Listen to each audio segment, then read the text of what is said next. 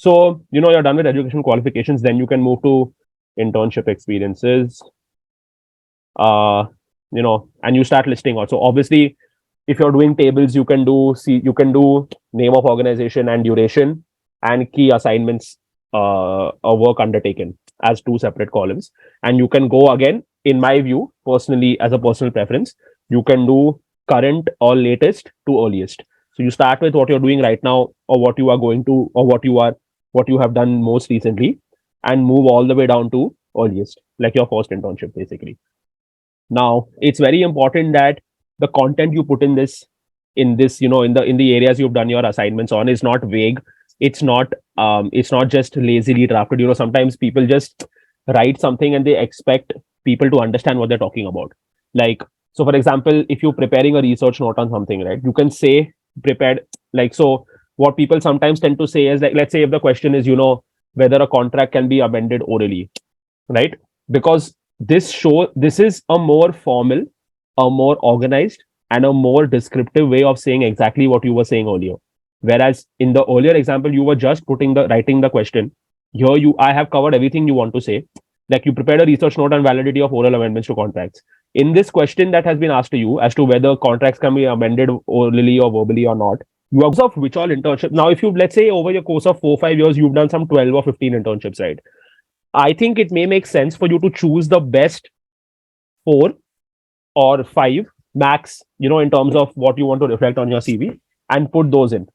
Because, look, even if you are not telling people that you've done 12 or 15 internships, you can tell them that, look, maybe what you can do is you can put in 4 or 5 here, and in your cover letter, you can include 1 or 2 of these and include some of the 3 or 4 others that you have not put in, right? There is no problem in not putting in all 15. It is not possible. Sometimes it becomes too much and people understand that you've done a lot of internships, but you can tell them, and even when you're introducing this internship experiences thing, right? You can say that select internship experiences include 1 2 3 4 5. So they know that it's an indicative list and they know that it's not all the internships you have done, basically. Because the idea has to be to ensure that you keep it to the page requirement that I spoke about, and you maintain that in all costs. And if you put in 15 internships, chances are that you are going to breach this 3 page requirement anyhow, like mostly. If you find a way to do it, well and good. But even then, I think putting more than 5 internships or 4 5 internships is just excessive. Then you can move to co-curricular experiences, which would cover what you do in law school, right? Sorry, not internships. Moots, debates, publications. People like to do model UN conferences. What else comes in? Mediation competitions, client counseling, etc. Right? Now, things that you should typically include obviously will be, if you've done a moot, you can say name the moot court competition, name the year, and if possible in bracket, maybe write 2 3 words about what the case involved, right? So for example, when I did a moot at Nalsar University called B.R. Sawhney National Moot Court Competition, and the case related to the interplay of intellectual property rights, competition law, and fundamental rights of the Indian Constitution.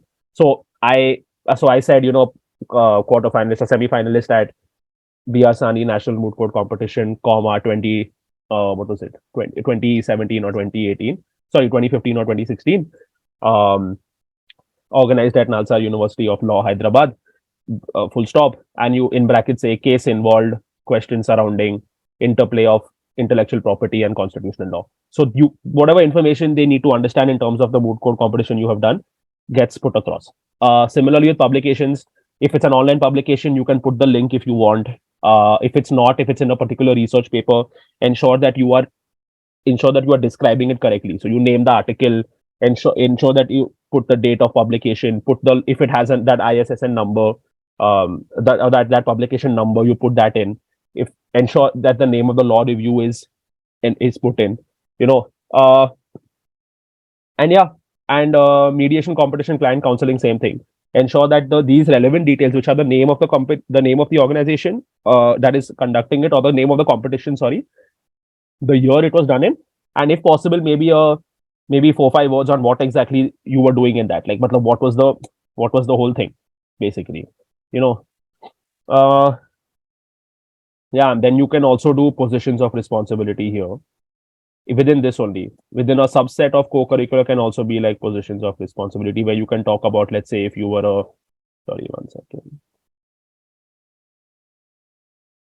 Right. You can talk about if you were like a prefect or a house captain or a head boy or a head girl or a whatever in your school, or if you were a class, if you were a part of any cells in cells or clubs in college, which where you were a part of the organizing committee or the core committee or whatever, you can mention all of that here, right? Similarly, if you've done anything else, like if you've done any other parallel interests which are related academically, like not like your extracurricular stuff, right? Not like sports, hobbies, etc., but anything else that's co-curricular.